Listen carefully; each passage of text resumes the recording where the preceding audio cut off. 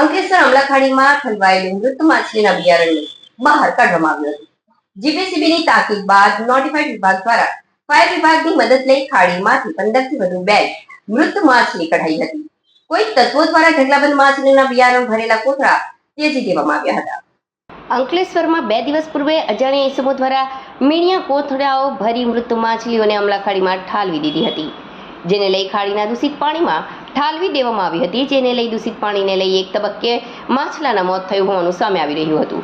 જોકે જીપીસીબી દ્વારા સ્થળ તપાસ કરતા કોથળામાં રહેલા માછલાના બિયારણ જે મૃત હાલતમાં હતું, જે અમલાખાડીની ઉપરના તર પર વહેતા થતા ઘટના સામે આવી હતી. માછલાને જીપીસીબી દ્વારા નોટિફાઈડ વિભાગને તાકીદ કરી ખાડીમાં જ્યાં માછલા મૃત પામ્યા હતા ત્યાંથી કોથળા સહિત મૃત માછલીઓ કાઢી લેવાની તાકીદ કરતા આજરોજ અંકલેશ્વર નોટિફાઈડ વિભાગ દ્વારા જેસીબીની મદદ લઈ ફાયર વિભાગને સાથે રાખી મૃત માછલીઓના કોથળા બહાર કાઢી લીધા હતા.